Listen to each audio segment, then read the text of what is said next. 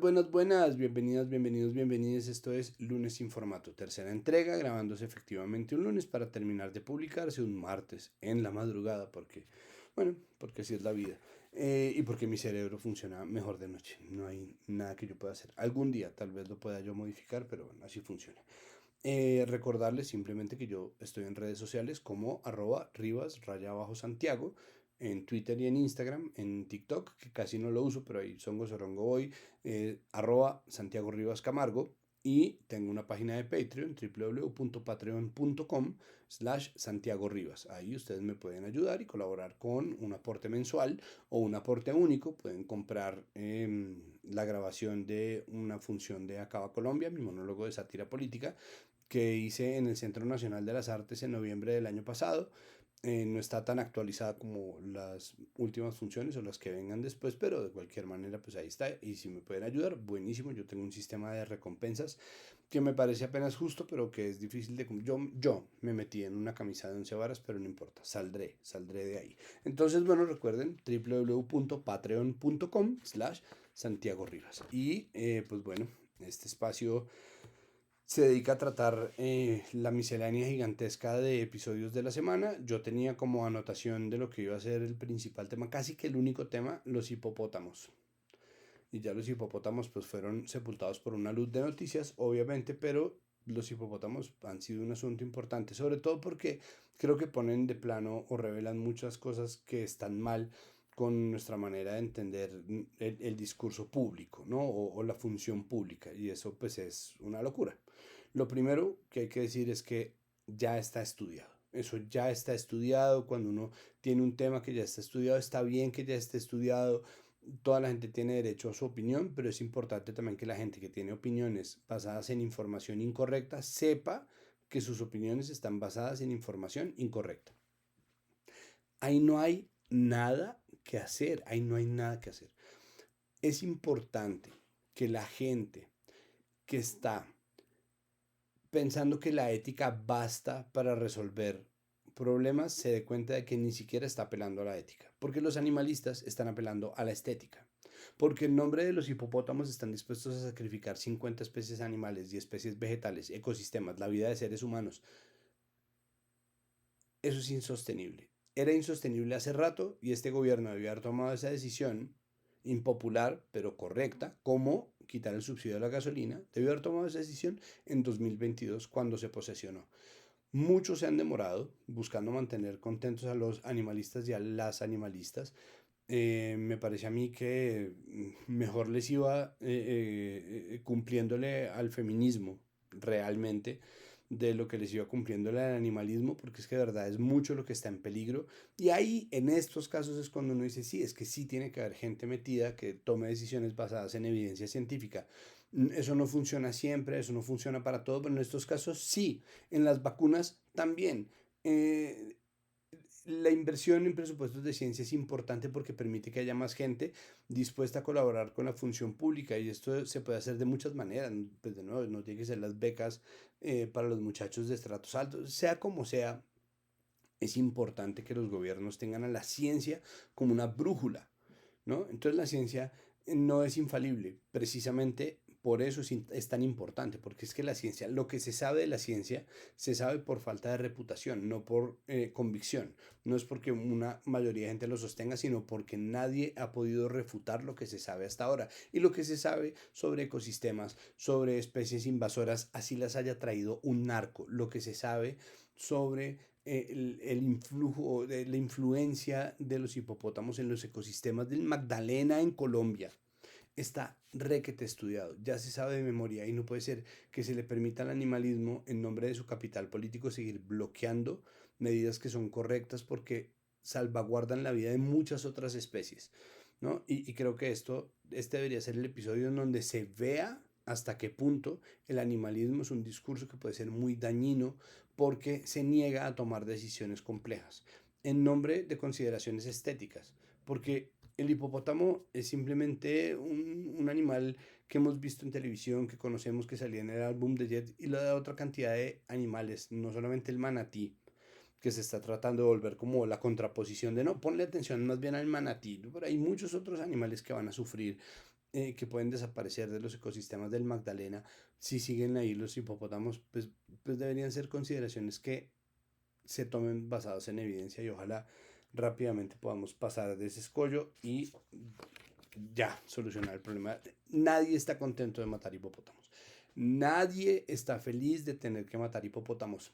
Nadie. Eso es importante que los animalistas entiendan esa vaina. Y es lamentable además que estando en esta discusión y teniendo a la mano decisiones basadas en evidencia o la posibilidad de tomarlas, la oposición esté empezando a tomar posición por los hipopótamos porque hay mucho ruido también por parte de medios de derecha y de personas que están desde la derecha asusando un discurso pro hipopótamos cuando ya se sabe perfectamente cuál es la solución, pero pues que se podía esperar también de ciertas facciones. El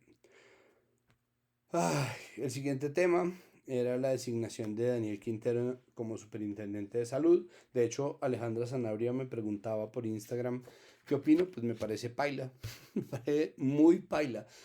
Daniel Quintero, para mí, es el Samuel Moreno de nuestros días, un tipo imputado por corrupción, que tiene un montón de investigaciones, incluso como le pasó a Samuel Moreno, que la gente ha sido aspaventosa hasta ser injusta muchas veces, pero de quien no es injusto decir que debería estar sumido en la más absoluta irrelevancia política. A mí no me parece que Daniel Quintero le aporte nada a nadie, no me parece que sea un tipo estratégico, me parece agotador que este gobierno insista con personas como Quintero, insista con personas que están imputadas por corrupción e insista como insiste con personas como Juliana Guerrero, insista como insiste con figuras de hombres metidos en denuncias por violencias basadas en género. Es agotador. Y yo sé que el gobierno Petro ha participado en política y de hecho se le acusa más a menudo de lo que en realidad lo hace de estar participando en campaña, pero uno a veces se pregunta por quién, porque si a alguien le hace daño este tipo de nombramientos, es que a Quintero la gente de la izquierda tampoco lo quiere, porque es un tipo que ha sido conservador, liberal, verde, centrista, derechista y ahora resulta que es izquierdista.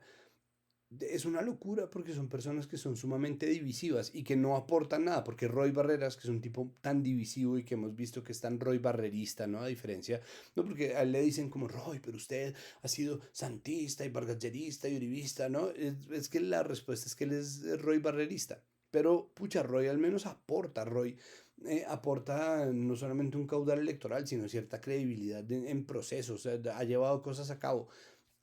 Daniel Quintero salió eh, tan mal de la alcaldía que le devolvió la alcaldía al uribismo en Medellín, o sea, se la devolvió a Fico Gutiérrez.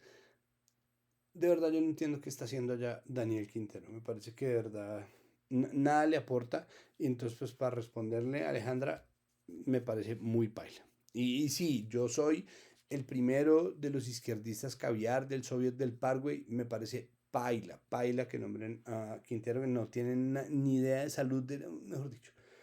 Todo mal porque además el capital político de los gobiernos suele irse en las reformas a la salud. Esto le ha pasado al gobierno Petro y le pasó a Obama y le pasó a un montón de gente que cuando se meten con el sistema de salud por tratarse de un derecho fundamental, de una fibra tan sensible, pues lo que hacen es poner en riesgo su capital electoral y tienen que tomar decisiones de mucho cuidado, que no las están tomando. No las están tomando. Las declaraciones cada tanto del ministro Jaramillo son un pasivo para el gobierno, el manejo de la salud es un pasivo para el gobierno y pues el nombramiento de Quintero es un pasivo para el gobierno. Vamos a ver eso en qué termina. Otros temas, ya pasando como a campañas políticas, algo muy interesante de ver es el debate interno del verde, porque me parece que, es decir, a ver, por ejemplo, salió Cepeda a retar a un debate a Abelardo del Espriella y a Paloma Valencia. Él cree, yo genuinamente creo que él cree que su debate es con la ultraderecha. Para él la dicotomía es el regreso a la victimización de las personas empobrecidas y racializadas de este país a manos de ideologías de extrema derecha, del uribismo y de las muchísimas formas que adopta, ¿no? Que van desde el María Fernanda Cabal hasta lo que fue Iván Duque y Carlos Holmes Trujillo, pero todas las formas que, ¿no? José Obdulio Gaviria y José Félix Laforí y Fernando Londoño Hoyos, y bueno, es decir, la ultraderecha también es variopinta y abigarrada, si se quiere. Mm, y en esto, como que excluye al centro y dice el centro, ¿no? Como su debate no es con el centro, y esto pues obviamente suena excluyente, suena antipático y suena petulante, a pesar de que pueda ser estratégico, ¿no? Pues como sacar al centro de la ecuación, pues lo que hace es poner una dicotomía, plantear un modelo de debate mucho más simple, es como, bueno, ¿qué quiere? ¿Uribismo o no uribismo? Y estos son los candidatos que tenemos opciones, y pues yo tengo muchas coincidencias con el centro, entonces, ¿para qué voy a debatir? Me parece que eso sume a la campaña de Cepeda en un montón de ruido, porque obviamente la gente, ay, pero ¿cómo nos va a sacar? Y no sé qué, entonces tiene que salir a explicar la misma cosa 10.000 veces, y ese nivel de Cepeda-splaining, como ha pasado con el Petro-splaining, es inviable. Porque hay un montón de gente que no quiere que le expliquen, quiere entender lo que entiende, pero también están dando una papaya gigante. Y la comunicación de Cepeda, que había sido a prueba de bobos, ¿no? Incluso poniendo a mucha gente a decir como, ah, pero que es la leedera de discursos y bla, bla, bla, pero al menos tenía como una cosa absolutamente clara, y no están siendo del todo claros en este momento. No porque sean turbios o sinuosos, sino porque están haciendo un gesto petulante con una parte del mapa político que obviamente lo que va a hacer es generarles ruido en contra. Pero el debate interno del verde, ¿no? Entonces, todo esto lo digo es porque el verde es un partido importante. Es un partido sumamente importante. Es un partido que representa al centro nominalmente, pero que en realidad está compuesto por fuerzas que van desde la ultraderecha hasta la izquierda. Y es una locura. Es una locura porque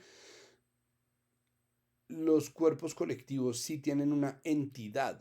Pues las entidades tienen una entidad, tienen un temperamento, una personalidad, un ethos, tiene unos rasgos, unas formas de ser, tienen su ego, ¿no? Y el Partido Verde tiene un gigantesco ego. Tienen, bueno, al menos así lo veo yo, tienen maneras de relacionarse, tienen una interfaz pública, y a medida que van metiendo más y más gente, pues su entidad se hace mucho más compleja y muchas veces mucho más difusa. Los partidos verdes tienden a ser de izquierda, centro-izquierda, no tan a la izquierda como los partidos comunistas, pero definitivamente sí izquierda ambientalista. Esto me estoy refiriendo yo a los partidos verdes europeos, que son el modelo de donde se sacó un poco la idea de un partido verde para Colombia. Y en esta discusión, pues el Partido Verde, la Alianza Verde como colectividad, decide apoyar a Iván Cepeda en una votación, ¿no? Hacen una votación y se decide que se apoya la campaña de Iván Cepeda. Y ahí, pues hay una gran cantidad de gente del verde que no pertenece a la izquierda, ni a la centroizquierda, ni al centro que esté dispuesto a conversar con la izquierda, sino son gente de derecha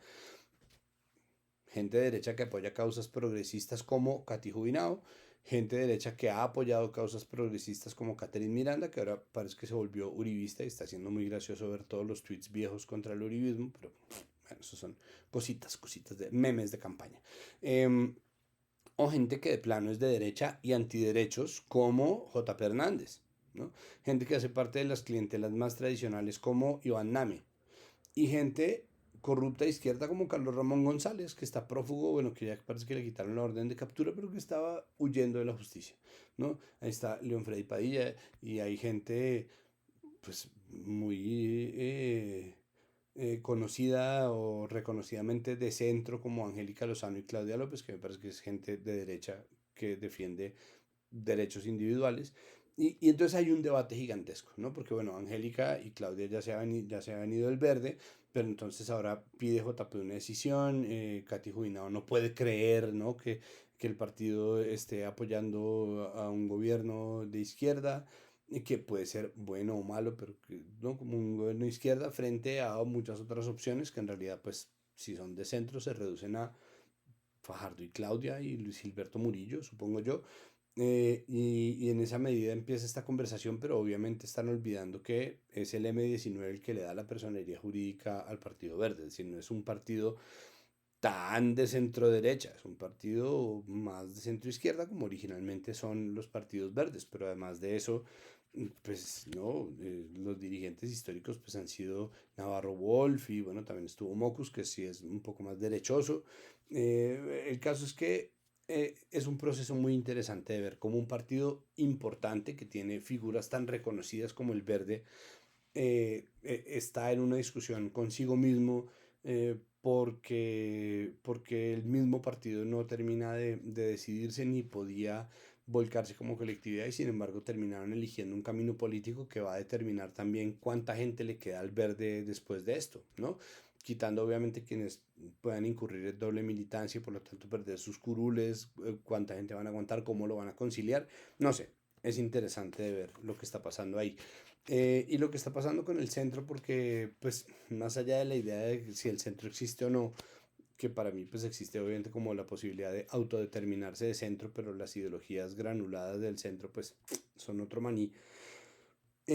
Pues esta idea de su posición en los debates y de lo que aportan realmente en términos de votos también es una intriga, ¿no? Cada vez parece que hay más gente en el Partido Verde y menos gente que vote por el Partido Verde y sin embargo tiene gente que tiene unas votaciones tan altas que por solo la cifra repartidora termina ayudando a sus compañeros y compañeras de partido. Mejor dicho, es un partido muy extraño.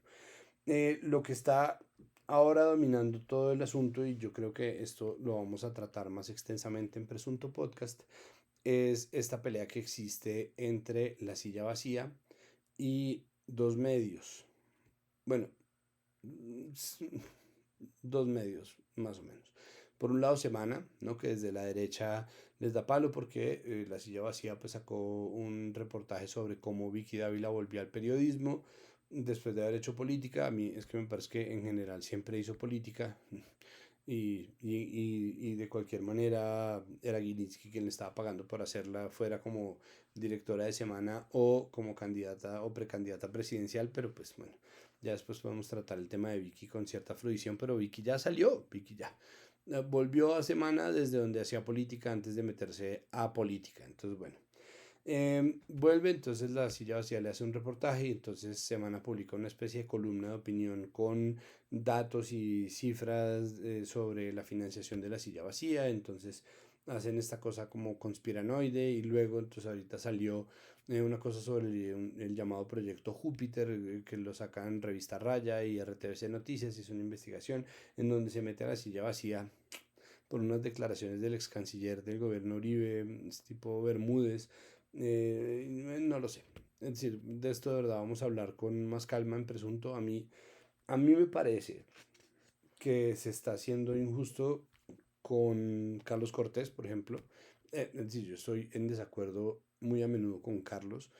Yo he estado además en desacuerdísimo con Carlos ahorita, pues cuando trató de conectar la responsabilidad de Iván Cepeda con el fracaso de la paz total y el magnicidio de Miguel Uribe. Eso le salió mal, tanto que lo borró, pero bueno, esas discusiones me parece que son discusiones que existen dentro del terreno de lo discutible. E incluso si estoy en radical desacuerdo con eso, me parece que es algo a lo que le cabe un debate.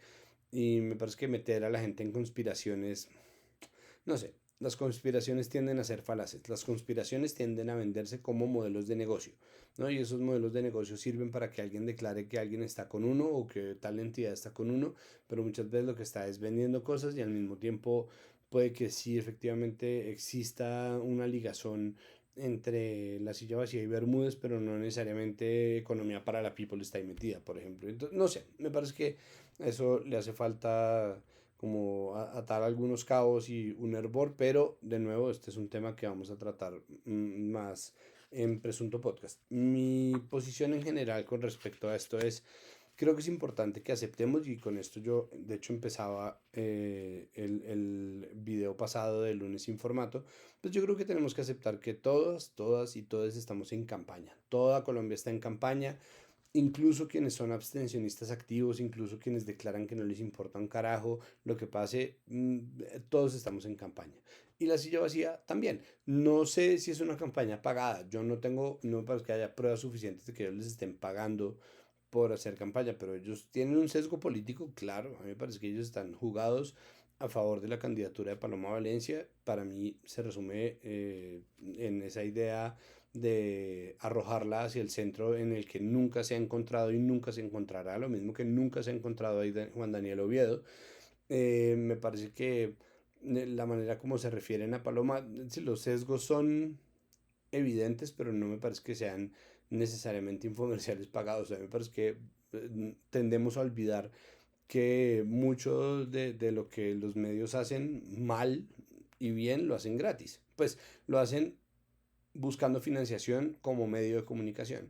Entonces, pues podemos dejarlo hasta un punto en donde, es decir, si luego me prueban absolutamente que recibieron tal plata por tal contrato por decir exactamente esta cosa y que hicieron un infomercial, pues tendré que callarme la boca y retractarme, pero hasta ahora creo que existe un monitoreo de la opinión que hace que la conversación sea muy difícil.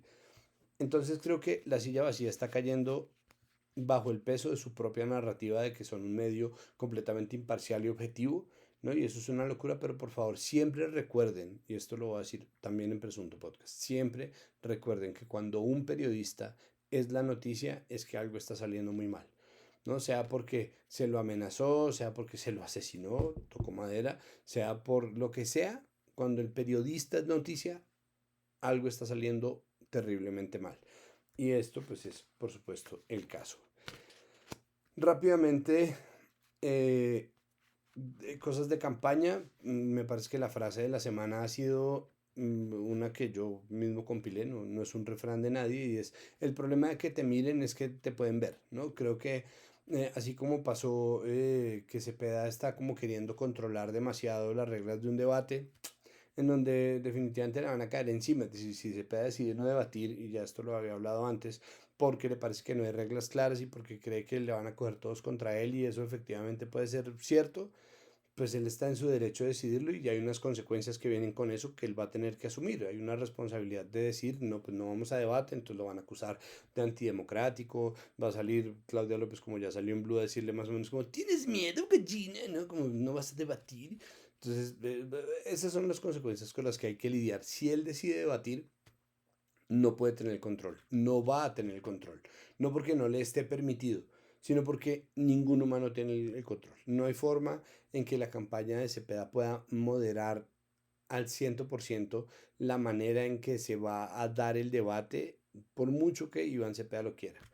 Y eso, pues obviamente lo que está revelando es una neurosis, y esa neurosis es también un pasivo en tiempos de campaña. Si a uno lo miran mucho, van a terminar viéndolo. José Manuel Restrepo sale en una charla ahí que estaba dando, burlándose de Francia Márquez y hablando del helicóptero.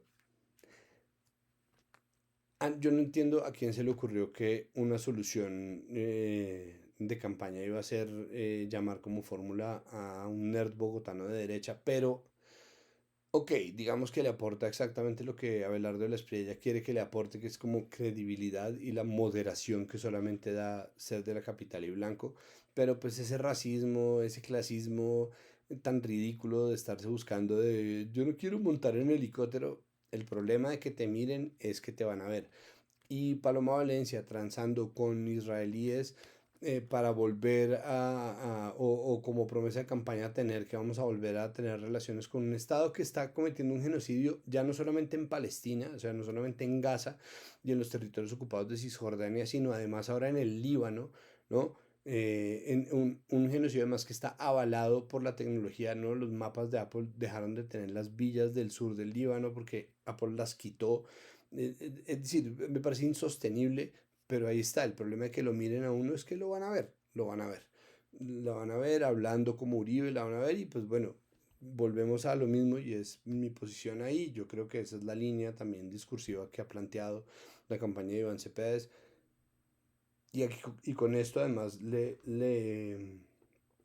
respondo a López Betín, que me pregunta: si no confío en Abelardo ni en Cepeda, ¿sería regalarle el voto en blanco? Mire, no lo sé. Yo pienso que usted en primera vuelta debería votar libremente. Yo creo que uno no debería tratar las elecciones como los caballos, porque creo que la forma más limpia de hacerlo es de forma transparente y honesta. Si usted cree que el mejor candidato, la mejor candidata es Sondra McCollins, por favor vaya y vote por Sondra McCollins. Y luego en segunda vuelta, yo soy de la posición que uno sí tiene que negociar en favor de lo que considere el mal menor. Me parece que el voto en blanco es un salvamento de opinión que pues es válido, al cual tienen derecho, que se cuenta como voto en blanco, no se le añade a nadie. Yo incluso estuve desinformado y estuve desinformando al respecto. Hace 4 años me demostraron que no estaba en lo cierto, me tocó solamente retractarme y ya. Pero pues bueno, este voto, el voto en blanco, pues cuenta como voto en blanco, pero creo que viendo lo que pasa con el verde y con el centro en general, con quienes han decidido eh, tener su memoria tranquila, con que no se la jugaran por unos u otros, pues tampoco están teniendo grandes resultados con eso. Me parece que no, o se ha demostrado que no da mucho resultado decidir no irse para un lado y para el otro. Y en términos del mal menor, pues yo vuelvo a mi posición, que de pronto les parece una opinión petulante y harta y extremadamente izquierdista, pero yo pienso que si usted ve en un lado a Abelardo de la Espriella o a Paloma Valencia y en el otro lado a Iván Cepeda y usted dice, estos dos son iguales, usted nunca iba a votar por Iván Cepeda. Y yo no confío en el criterio político de una persona que piense que es igual Iván Cepeda a Paloma Valencia. Perdón, no puedo. No puedo, por la historia de sus carreras políticas, por sus declaraciones públicas, por las cosas que han hecho en el Congreso, por las posiciones que han tomado, por el trabajo que han realizado cuando no estaban metidos en política, por todo eso, es decir, por lo que el uribismo es históricamente en este país. Si usted mira a Abelardo del Espriella o a Paloma Valencia y en el otro lado ve a Iván Cepeda y dice, estos son lo mismo, yo no puedo confiar en su criterio político. Pero usted es libre de tomar la decisión que usted quiera. Entonces, pues, hombre, si no se siente tranquilo y si se siente tranquilo votando en blanco, pues, ¿qué le puedo decir? Vote en blanco. A mí me parece que es inoficioso, pero pues tal vez no lo sea. ¿Quién quita que algún día pase lo que pasó en ensayo sobre la lucidez de Saramago y gane el blanco tan consistentemente que la cosa entre como en un estado de parálisis rebelde y revolucionaria que sería como la revelación sobre qué tan poquito nos representa la política representativa? Pues por mí, fantástico, pero habría que ver. Mm, Esto que está pasando con Israel y Palestina, pues cada vez es más horrible, las revelaciones de lo que ocurre, las casas ocupadas en Cisjordania, las casas ocupadas en el sur del Líbano, pues me parece que es una locura, me parece que el nivel de poder que tiene en este momento el Estado israelí pues es demasiado grande, y lastimosamente por esta cantidad de ruido no alcanzamos a hablar de eso, no alcanzamos a hablar tampoco sobre, apareció la noticia que había una academia de violaciones que tenía mensualmente 62 millones de visitas, 62 millones de hombres visitando un espacio en internet en donde les enseñan a violar mujeres, a violar a sus esposas, a violar a mujeres que sin su consentimiento o sea, con las cuales tener sexo sin ningún tipo de consentimiento previo. Una academia de violaciones es absolutamente demente. Y hay una tendencia de video en Brasil en donde salen hombres entrenando para cuando la mujer les diga que no, entonces le pegan la cuchilla, acuchillaron a una muchacha de 20 años por decirle que no, un tipo, yo pienso que sí somos todos los hombres. Yo no, o sea, yo no creo que yo sea feminista porque yo le dé retweet a causas feministas o porque yo esté de verdad interesado en que el feminismo sea un movimiento mucho más decisivo a la hora de tomar decisiones, sobre todo al interior de la izquierda. Yo no pretendo venderme como un aliado de nada, pero al mismo tiempo yo creo que sí somos todos los hombres. Y creo que siempre que sigamos sin verlo como un asunto sistémico, siempre que sigamos sin verlo como algo que nos está pasando a todos, por supuesto a todas, pero a todos los hombres, ¿no? Que estamos presas de un sistema que privilegia o que nos permite ser tan violentos como se nos dé la gana, que privilegia discursos misóginos, que nos permite hacer chistes de cosas que no son ni chiste ni chistosas, em, pues sí somos todos. Y creo que tenemos que hacer las paces con la idea de que sí somos todos porque creo que ese es el momento en donde vamos a empezar a tomar cartas en el asunto y a rechazar de forma activa las violencias basadas en género que pues están haciendo la vida muy difícil para más de la mitad de la población del mundo. Es muy loco decirlo así, es muy loco que, y esto lo he dicho tantas veces que ya estoy agotado, pero me parece muy loco que se trate como una minoría de las mujeres cuando son más de la mitad de, de los seres humanos.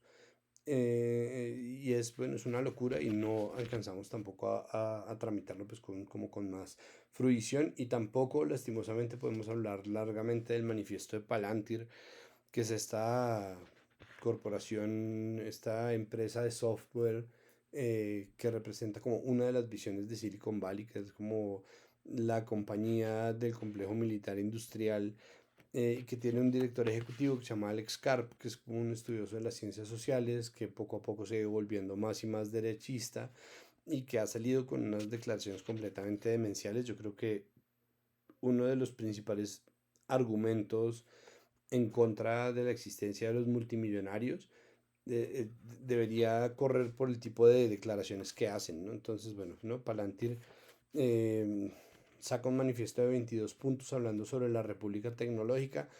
Creo que hay que pegarle una leída.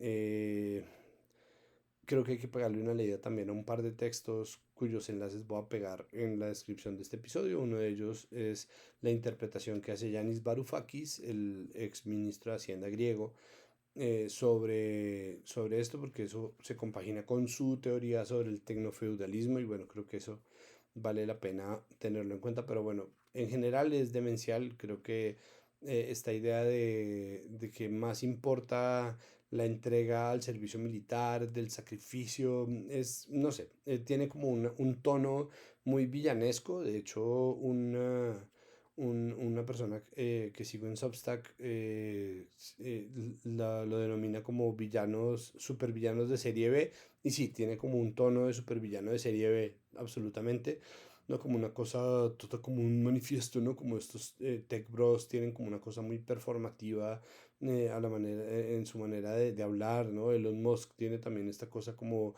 nerda geek de "Uy, si quiero parecer como un personaje de cómics", y a ellos les parece que eso es como súper cool.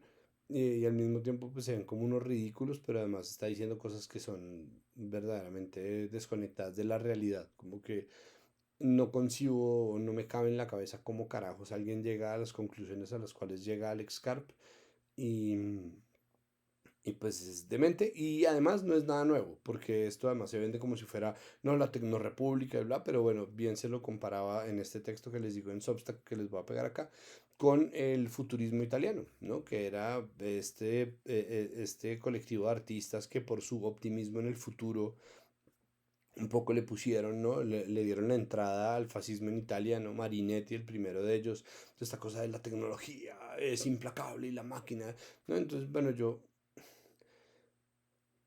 creo entender mejor cómo alguien a comienzos del siglo XX decía esto, porque era como algo tan absolutamente novedoso, pero pues ha corrido mucha agua bajo el puente en ese sentido y la tecnología de hoy mal o bien es hija de la tecnología del pasado también, o sea, no es como que estemos viendo nada nuevo a pesar de que tengamos inteligencia artificial y maquinarias, pero bueno, no sé, a final de cuentas termina siendo una especie de folleto de ventas del mismo Palantir para, para venderle sus cosas al Estado gringo y poderle vender armas y armas de inteligencia artificial a los gobiernos y sobre todo a los gobiernos de Estados Unidos. Tiene una cosa ahí de supremacismo occidental. Mejor dicho, lean el manifiesto de Palantir y luego podemos, si quieren, debatirlo mejor. Y ahora paso a los temas y preguntas propuestos. Miren, temas y preguntas. Ah, no, preguntas y temas propuestos. Bueno, en fin. Linda Carolai 3 por Instagram me pregunta, ¿quién es el rey Midas? ¿Los gobiernos o los bancos centrales? Pues yo creo que ninguno puede solo. Es decir, los diseños de los países, esto por supuesto es una opinión que tiene muchas vertientes distintas, pero yo pienso que los diseños de los países son como máquinas y las máquinas funcionan y debe evaluarse su funcionamiento por la manera en que están diseñadas. Entonces, pues los bancos centrales tienen un papel y en el papel específico en la política monetaria colombiana, pues es evitar la inflación Yo creo, como cree mucho economista heterodoxo, que puede haber otras funciones que se le puedan adjudicar a un banco central para pensar en un manejo de la economía que no esté simplemente ligado a morigerar la inflación.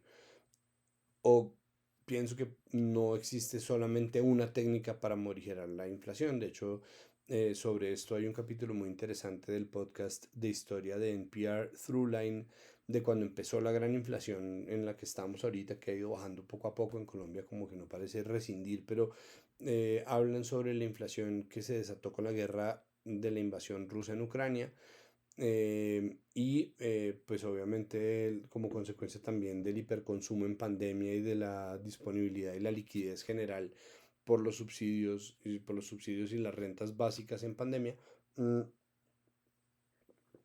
y hablan sobre cómo han tratado, cómo trataron distintos presidentes gringos el problema de la inflación. Y creo que una de las conclusiones más importantes es que no existe una sola manera de tratarlo. Entonces, yo creo que las máquinas funcionan como sistemas que se diseñan de manera conjunta para que precisamente no sea solamente las políticas del gobierno o solamente las políticas del Banco de la República, en nuestro caso, las que determinen cómo se genera productividad en un país. Eso es una parte de la respuesta. Entonces, ¿quién es el rey Midas? Yo pienso que los reyes Midas en realidad sigue siendo pues los trabajadores, porque quienes convierten las cosas en productos viables, quienes llevan las mercancías, quienes las explotan son personas de la clase trabajadora cuyo tiempo y cuyo esfuerzo está generando esa riqueza que no llega a las manos de quienes la están trabajando. Es decir, el rey Midas es la gente que trabaja y que genera la plata. El rey Midas no es, el rey Midas, recuerden, es este mito griego del rey al que se le otorga la capacidad de convertir todo lo que toca en oro, ¿no? Entonces, pues, ¿quiénes convierten todo lo que tocan en oro? Pues las manos trabajadoras, es decir, la mayoría de las personas que estamos trabajando convertimos las cosas en valor porque estamos poniendo nuestro tiempo de esfuerzo, porque estamos en un sistema que nos obliga a pagar por existir. Entonces ahí ni los bancos centrales ni los gobiernos son necesariamente la clave para convertirlo todo en oro. Pero, y esta es la tercera puerta de mi respuesta, nadie debería ser el rey Midas. El rey Midas es un cuento que busca disuadir a la gente o que le busca decir a la gente tenga mucho cuidado con lo que desea, porque el momento en que todo se empieza a convertir en oro, quiere decir que oro es lo único que uno va a tener en la vida y uno no puede tener solo oro. Uno no puede tener solo oro. Entonces, me parece importante pensarse la figura. Yo no sé si era intencional, si no era intencional, yo no sé con qué, si venía algún tipo de subtexto pensado o una agenda dentro de la pregunta, pero yo creo, Linda Carolai, que nadie debería ser el rey Midas porque el rey Midas es un ejemplo negativo de cómo se contempla la idea de la riqueza o cómo se entiende la ambición de una manera que termina haciéndole daño a lo que es verdaderamente importante. El rey Midas es una historia sobre qué es lo que realmente tiene valor, y lo que realmente tiene valor creo que está muy dislocado y dependiendo desde dónde se lo vea, pues es una discusión y me parece que eso pues es un debate abierto en términos de la relación del gobierno y el Banco de la República, porque es importante que se cuide la política monetaria, pero la economía no es una economía y la economía no es un modelo económico. Y eso pues obviamente hace que sea muy complicado tratarlo porque se trata de ignorante y de terraplanista y de populista todo aquel que plantea una salida distinta. Mm, pero muchas de las salidas que están tomadas por ortodoxas o por convencionales tampoco funcionan. El capitalismo hace agua cada 7 años, alguien tiene que rescatarlo, normalmente los estados y normalmente los bancos centrales. Entonces pues creo que es una acción derivada de muchas, la que genera productividad, y también es una acción derivada de muchas distintas decisiones de muy distintas vertientes las que generan eventualmente ruina. Toco madera. Em, Continuamos. López Betín. Bueno, si no confío en hablar de las piedras, ya le dije. El querido Germán Cabrejo, Link73, me pregunta sobre qué opino sobre el sobrebombo en la prensa tradicional colombiana, más específicamente por el regreso de Felipe López a las páginas de cambio. Pues creo que esta semana, mi querido Germán, se encargó de sepultar cualquier esfuerzo que estuviera haciendo cambio, de revivir a alguien que nunca tuvo.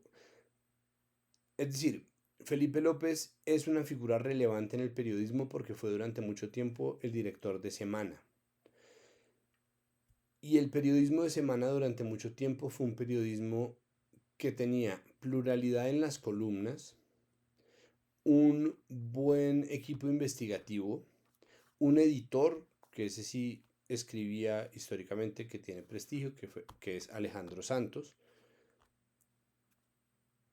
y tenía una rama adicional que era unas confidenciales muy poderosas.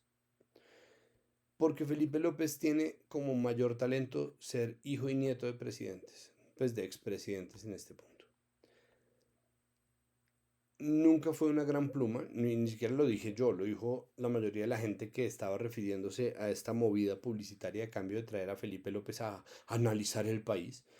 Hereda también esa fama que tenía su papá Alfonso López Miquelsen de, entre comillas, tener el país en la cabeza, que fue lo que hizo que, pues que fuera un columnista más exitoso de lo que fue presidente, francamente. Em, pues sobre todo más exitoso en términos de lo que su promesa era, que era como una persona, como una promesa de la izquierda liberal, un tipo revolucionario y disruptivo que terminó pues no siendo ni revolucionario ni disruptivo de ninguna manera, a diferencia de su papá que sí lo había sido. Y pues bueno, pues me parece que sí, es exactamente lo que queda es ruido, como el ruido de una fanfarria, ¿no? Con la cual se anuncia que vuelve esta persona y la otra, ¿no? Entonces viene Felipe López y hace un anuncio lleno de frases de cajón, un artículo, perdón, lleno de frases de cajón y entrega eso y pues bueno, pues flojo, me parece flojo. Me parece flojo, lo mismo que cuando Caracol Radio vio que estaba sin plata y tuvo que fusionar a sus dos emisoras principales de opinión, que eran la W y Caracol Radio, y salieron a venderlo como una movida histórica, como una especie de éxito, ¿no? Entonces, como, ¿cómo puede uno más llamar a lo que no es sino una crisis del modelo de negocios? No, pues fácilmente puede decir, no, esto es un hito en la historia de la radio, volviendo a la casa original, Caracol, no sé qué, bueno, en fin. Entonces, sí, hay mucho bombo. Me parece adicional a eso, tengo una opinión y es que Cambio me parece que hace una apuesta muy loca por no ser un medio nuevo, sino por ser un medio viejo.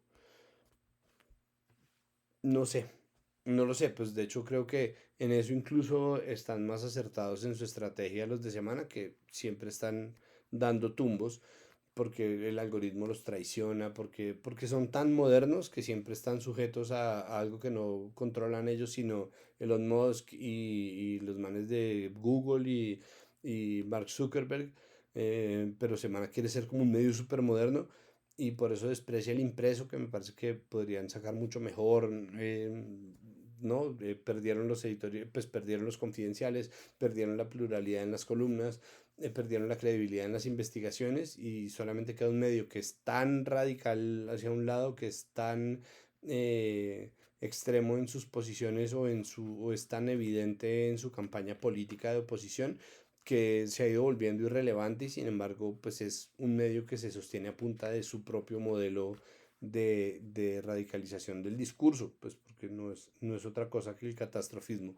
Y entonces Cambio busca esta fórmula del prestigio y en el prestigio pues se les va obviamente a los ojos y se mueren, ¿no? Por tener a un tipo tradicional de la prensa como Felipe López y pues creo que el resultado es pues que es lo peor que puede decir uno sobre alguien.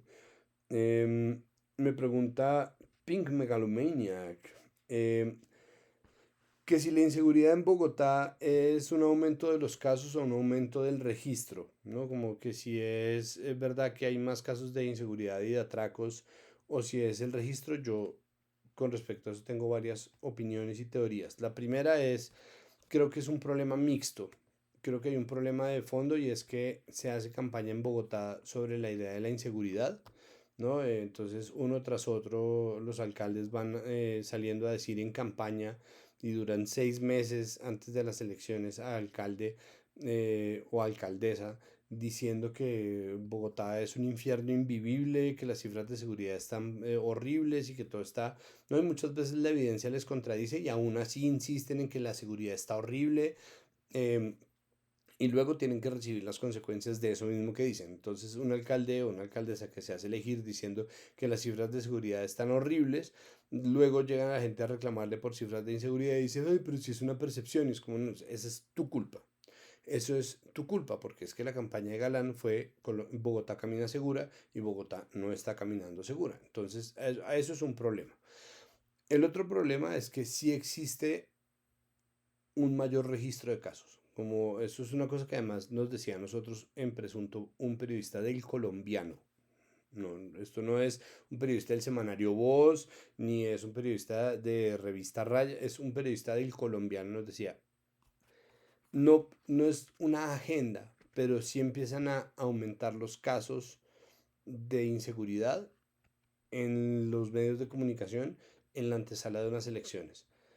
Esta campaña lleva siendo tan larga que pues eso también puede ser una de las razones, pero no creo que sea solamente mayor registro. Yo creo que sí hay más casos porque pues estamos viviendo una crisis de salud mental también muy grande. Y yo sé que no todos son los loquitos y no todo tiene que solucionarse con psiquiatra o psicólogo o pepas o qué sé yo, pero sí existe algo que es muy grande o demasiado grande como para pensar que es solamente como la maldad de unos pocos o que existe como simplemente un problema de inseguridad en abstracto.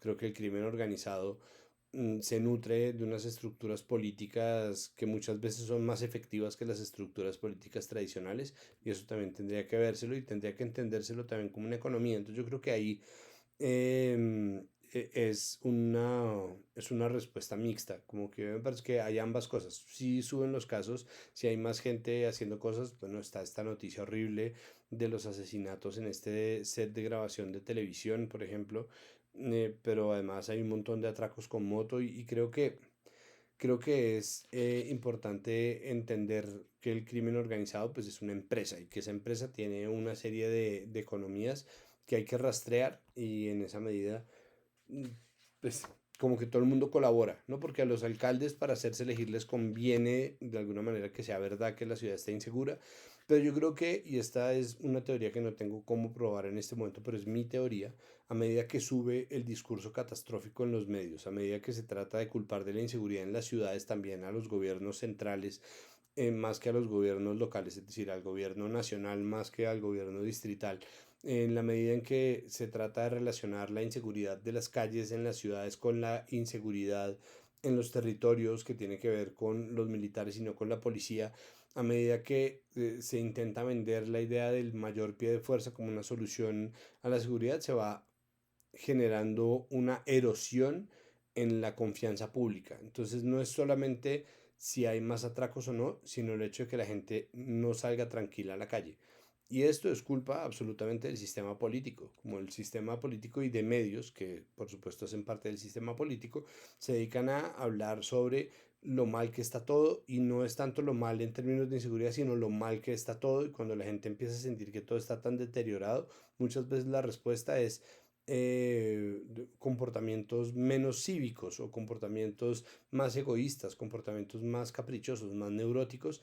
Y yo creo que eso poco a poco va incidiendo. Entonces no es solamente la inseguridad, es que uno sale y se le atraviesan 100 motos al carro en el que va y las motos cruzan sin importar el semáforo y entonces además uno ve una moto y teme y además hay 1000 motos, entonces uno teme 1000 veces porque uno dice, y si este es el parrillero, entonces uno se la pasa en esa cosa de estar pensando, ¿no? ¿Qué es peor? ¿Que me roben el celular o vivir mi vida temiendo que me roben el celular? Y esa parálisis mental pues también es una cosa muy complicada de sobrellevar. Entonces, bueno, me pregunta Ga-Y-Go por Instagram sobre la propuesta de meter a Finlandia en el área metropolitana Centro Oriente, que es el área metropolitana de Pereira. Yo no tenía ni idea de esto, no tengo una posición sobre ello. A mí me parece que las áreas metropolitanas pueden ser unos embelecos gigantes porque son como unas especies de complejos económicos a partir de zonas urbanas unidas que pueden generar grandes ciudades.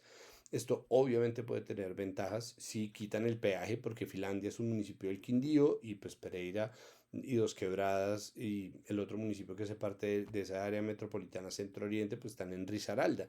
De hecho, la propuesta contemplaba también dos municipios del valle, porque esa zona, ¿no?, del suroccidente, occidente es, em, pero del suroriente es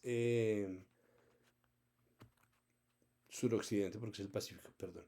Es una, es una zona de fronteras muy pegadas todas, ¿no? Risaralda es chiquito, Quindío es más chiquito, el valle no es tan pequeño, pero pues la creación de esa zona metropolitana obviamente tiene argumentos a su favor, tiene unos argumentos de identidad, ¿no?, que se supone que no se rebajan, es decir, como que Finlandia no tiene que hacer necesariamente nada, ni deja de ser parte del Quindío, ni las regalías que produzca Finlandia, supongo que por turismo sobre todo, no van a pasar a la gobernación de Risaralda, y sin embargo, eso siempre puede ser un embeleco, pero pues no tengo una opinión realmente muy fuerte con respecto a eso. Comentarios de YouTube. Weird over dramatic. Me habla sobre la verdadera ideología de Putin. Me dice que él no es de ultraderecha, que sí es antiimperialista y que sí es anti-yankee. Yo creo que él sí es antiimperialista, pero realmente es antiimperialista yankee porque él es imperialista. Es decir, hay un asunto en Osetia y en Chechenia y hay una guerra en Ucrania por el imperialismo ruso, porque Putin quiere volver a crear un imperio ruso con las antiguas repúblicas de la Unión Soviética, bueno, al menos las europeas por ahora. Entonces sí existe un impulso imperialista, aunque él sea o esté en contra del imperialismo estadounidense, de la misma manera que Comapán es antirramo y viceversa, ¿no? Obviamente. Me dice además que Ultra es ofensivo. Sí y no. A mí sí me parece ofensivo que alguien sea de ultraderecha, pero al mismo tiempo me parece que si alguien es de ultraderecha, pues es de ultraderecha, ¿no? Buscan taparlo de mil maneras distintas, diciendo que son, por ejemplo, como dice María Fernanda Cabal, que son gente de extrema coherencia. Se pretende vender como el sentido común. A mí me parece que es importante también reducir la cantidad de eufemismos. Y por otro lado, yo no tengo ningún problema con ser de ultra izquierda. Puede que en la práctica yo no lo sea, porque creo que uno tiene que encontrar matices en los problemas, pero mm, a mí me parece que hay manifestaciones de la ultraizquierda como el anarquismo que son no solamente viables, sino son en realidad las únicas ideológicamente viables. Como a mí no me parece ni siquiera viable pensar en un modelo distinto como utopía, es decir, como un ideal que se posa hacia adelante o que se pone adelante para seguirlo o para soñar con él, mm, pero que en la práctica uno no sea necesariamente de ultraizquierda, no quiere decir que ultra sea siempre ofensivo. De hecho, me parece que aunque Putin no sea un tipo declaradamente de ultraderecha, como que haga parte como de la escalada global del fascismo con Orbán y con bla, sus posiciones frente a los derechos y libertades individuales, frente al poder de decisión de las mujeres, frente a la comunidad LGBTIQ, frente a la oposición, pues son posiciones que para mí lo sitúan en la ultraderecha. De la misma manera que a mí personajes autoritarios con ideologías de izquierda me parecen gente más de derecha que de izquierda, ¿no? Ortega me parece que es un tipo de ultraderecha, alguien que eh, eh, reprime a gente que está manifestándose, alguien que desaparece gente, alguien que tiene presos políticos, no es alguien con quien yo quiera marchar, no es alguien junto a quien yo quiera marchar de ninguna manera. Nicolás Maduro, una persona que tiene presos políticos, que generó una cleptocracia y un régimen, pues sí, me parece, esto no me parece que justifique de ninguna manera lo que hizo Estados Unidos, a quien no le importaba en realidad, porque pues ahí está Delcy Rodríguez, pero digo, me parece que esos dictadores como Stalin son personas mucho más afines a modos de lo que yo entiendo como la derecha, es decir, un uso desmedido de la autoridad para garantizar algo similar al funcionamiento correcto de la sociedad que definitivamente nunca termina de serlo. Entonces, no sé, sigo estando en desacuerdo con usted, pero muchas gracias por comentar. Em, Monitor Unal eh, Monitor Unal me pone, Monitor Unal 4903 me pone una pregunta, me pone varios comentarios. Uno, sobre los verdaderos flagelos del siglo XX. Yo hablaba sobre cómo me habían mandado a mí y a unos amigos a un foro que se llamaba Sectas Satánicas Flagelo del siglo XX, que era efectivamente un foro lanzado desde el Satanic Panic, porque los colegios del norte de Bogotá, pues obviamente tenían el privilegio suficiente para temer por las sectas satánicas más que por cualquier otra cosa, ¿no? Y nos tocó efectivamente la gente que llevaba videos sobre cómo los pitufos incitaban a la brujería y sobre cómo había mensajes subliminales en todas las canciones y bueno, esto es una cosa como que proliferaba en los 90 y pero tiene toda la razón, como un siglo que tuvo dos guerras mundiales, dos bombas atómicas, genocidios, una guerra en la antigua Yugoslavia, el genocidio en Ruanda, que tuvo todas las guerras colonialistas, los asesinatos de presidentes. No puede ser que el flagelo principal del siglo XX sea las sectas satánicas. Tiene toda la razón. Y me pregunta por libros de historia de Colombia para recomendar. Bueno, depende de qué tantas ganas tengo, qué tanto tiempo, pues no es tanto cosa de ganas, sino de tiempo para leer tenga. Hay muchos libros. Me parece que el libro Historia de Colombia y sus oligarquías de Antonio Caballero es una buena versión libre de la historia. Es un ensayo que no es hecha por un historiador, pero que hace una historia de Colombia mirándolo desde sus oligarquías y la relación que tenemos con nuestra clase dirigente. La historia mínima de Colombia de Jorge Orlando Melo me parece que es un imperdible. Mm, Me parece, pues bueno, mi papá recomienda, pues yo no los he leído, los libros de Indalecio Liévano.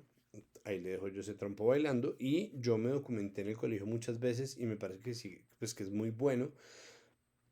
Pero yo estoy diciendo como si yo fuera una autoridad en el tema, pero, o sea, sé que es muy bueno por lo que mis amigos y amigas historiadoras dicen, pero además porque me pareció la experiencia de documentación más completa que tuve, la nueva historia de Colombia. Yo no me la leí completa, son varios tomos, por eso le digo que tanto tiempo tiene para leer y que tanta voluntad tiene de leer solamente historia de Colombia, pero la nueva historia de Colombia, que son varios tomos que se consigue además de segunda en las librerías de viejo, me parece que es una muy buena opción. Pero ahí le dejo también, de nuevo, de mi papá, recomendado, Indalecio Liévano. Em, Blanca Pineda dice que a ella sí le parece que es importante el tema de generar gasto extra para el Estado con falsedades con respecto a lo de las amenazas falsas contra Paloma Valencia, Belardo de la Espriella y los montajes o no montajes y la subida del cuerpo de defensa por parte de la UNP. Estoy en radical desacuerdo, Blanca, porque a mí me parece que es importante que la derecha entienda, y sobre todo esta derecha que tiende más hacia el libertarianismo, me parece que es importante que se entienda que el Estado es caro. El Estado es caro.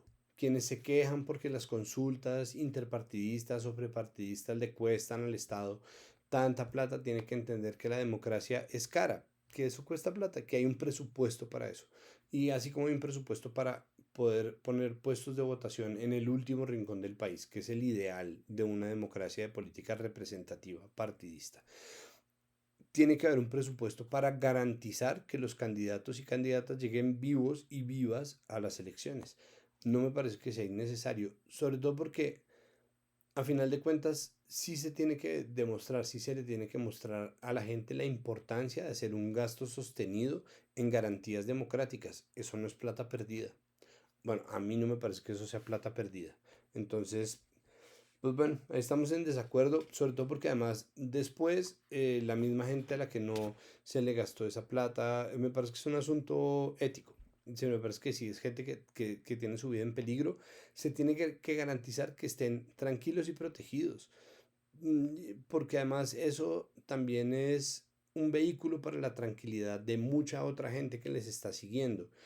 Y es, el mismo Petro lo dijo, el mismo Petro cuando mataron a Miguel Uribe Turbay dijo esto es un fracaso del Estado colombiano. Y sí lo fue, sí lo fue. No son responsables, no son los planeadores, no son los perpetradores. El gobierno no mató a Uribe Turbay. Pero es un fracaso del gobierno cuando le matan a un candidato y a un candidato opositor. Porque pues el monopolio de la fuerza pertenece al Estado. Y ese Estado pues tiene que gastar plata en garantizar que la democracia funcione y pues no hay democracia que funcione cuando hay bala. Entonces pues hay mucho cuidado.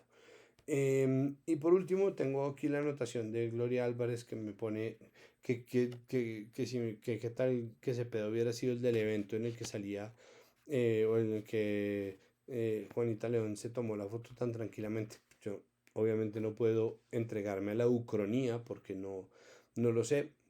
Yo insisto en que yo no tengo por qué no creerle a Juanita que llegó a un evento de otra cosa y estaba esta vaina y por las razones que sea se metió ahí, pero a mí sí me parece un error que cuando uno sabe que lo van a meter en una foto, cuando uno que lo van a meter en una foto, uno no pueda pedir, pues los periodistas todo el tiempo estamos oyendo gente que le dice por favor no diga que yo dije esto o le voy a contar esto off the record. Yo no me hago responsable por esto, pero le voy a votar. Fuentes que después no ponen el nombre ni ponen la cara están en todo su derecho. Uno tiene todo su derecho también a quitarse de una foto que no le gusta. Es difícil, es engorroso, seguramente es incómodo, pero pues me parece que de verdad en este nivel de combate retórico en el que estamos, pues no estaba el palo para cucharas. No sé si Juanita León le habría aceptado a Cepeda estar en ningún tipo de evento, pero bueno, creo que no es el punto tampoco. Bueno, muchísimas gracias por conectarse con el lunes sin formato. Muchísimas gracias por oírse este video. Espero haber respondido a satisfacción todas las preguntas y propuestas de temas. Como ya lo han podido ver, respondo todos los comentarios. Los que se vuelven preguntas o temas propuestos los traigo acá. Y los que son pues, comentarios positivos o negativos los respondo allá en la sección de comentarios o sea, por escrito. Muchísimas gracias. Recuerden por favor patreon.com/Santiago Rivas. Nos oímos también en el episodio de Presunto que va a hablar, ahí sí, ya completito el episodio sobre la pelea entre La Silla Vacía, Semana, Raya y RTBC Noticias, porque la cosa pues está caliente, no tiende a mejorar y pues bueno, vale la pena dedicarle un episodio de podcast completo. Muchas gracias por conectarse con Lunes sin formato. Nos vemos la próxima semana. Que estén bien, que les rinda. Hasta luego.